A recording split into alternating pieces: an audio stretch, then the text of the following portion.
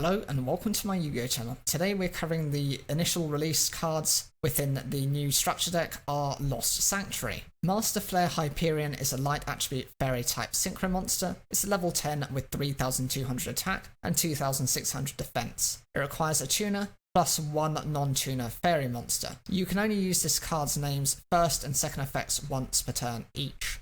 You can send one the agent monster or one monster that specifically lists the Sanctuary in the Sky in its text from your hand, deck or extra deck to the graveyard. Until the end phase, this card's name becomes the sent monster's original name, and replace this effect with that monster's original effects. 2. When your opponent activates a card or effect, as a quick effect, you can banish one fairy type monster from your hand or graveyard, then target one card on the field and banish it. I think the design on this card is really good. The first effect means that you're able to just copy the abilities of those monsters. That's good because there are so many cards with so many effects. And considering it just doesn't take the agent part of the archetype, it also looks at the Sanctuary in the Sky part of the archetype. I think that's been the issue of these decks in the past, whereas you've got separations and subsections of their archetypes, had to have cards designed around to fuse those two together. By being able to access the hand, deck or the extra deck, you're able to get a vast variety of effects. Some can be negation effects, some can be piercing effects. I know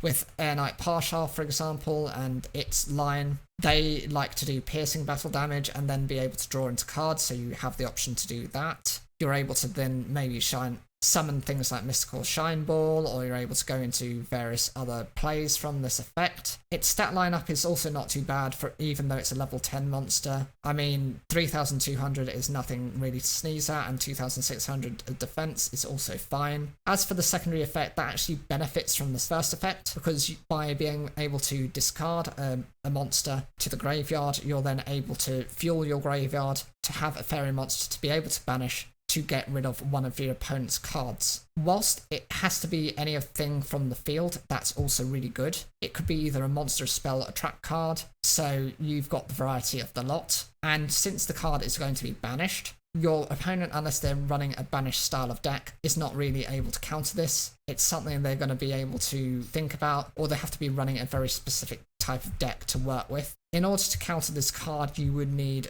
something that could just either get over it or to destroy it by some kind of card effect. I would have liked to have seen some type of protection on it, but I suppose with a lot of counter trap cards that are found within the agent archetype, it's perfectly fine to use alongside with no protection, because you've got things like Divine Wrath, you've got wiretap trap cards, you've got Solemn Judgment, Solemn Warning, Solemn Strike, all of the Solemn cards. So there's more than enough protection within archetype. Master Hyperion is a dark attribute fairy type effect monster. It's a level 8 with 2100 attack and 2700 defense. You can only special summon by the first procedure of this card's name once per turn. 1. You can special summon this card from your hand or graveyard by banishing the agent monster from your hand, field or graveyard.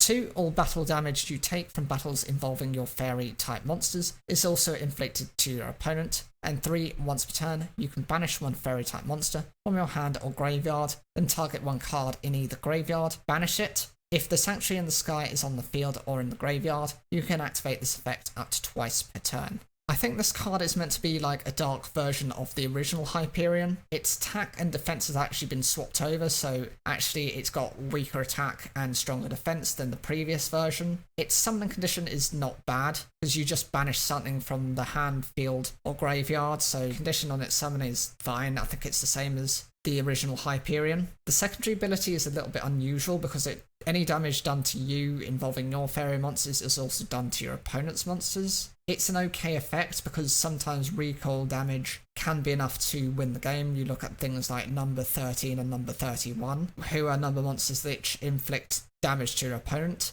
Or things such as Amazoness Swordswoman, who I know they don't really use that here, they use that more in Yu-Gi-Oh! Duel Links, but it does have some application. Even number 54 Lionheart, there are examples that can actually do this type of effect. But I actually think it works against the deck, because the Sanctuary in the Skies effect as the field spell is all about being able to zero out your life point damage to yourself if you've got fairy type monsters on the field. What's the point of doing that if you've got the Sanctuary on the Sky on the field and you're not going to be able to do that anyway? So this actually works against the field spell, which is very strange. And I think the third effect is okay because you're able to just banish one of your fairy types to banish a card from either graveyard, and you can do this up to twice a turn if you've got Sanctuary in the Sky on the field, which means you can get rid of some of your opponent's threats, assuming you know how their deck plays and the key cards that they've got and they've pitched, or put the effort into pitching to trigger this anyway. And the final card is the Agent of Life, Neptune. This is a light attribute fairy type effect monster. It's a level 1 with 0 attack and 600 defense. You can only use the first and second effects of this card's name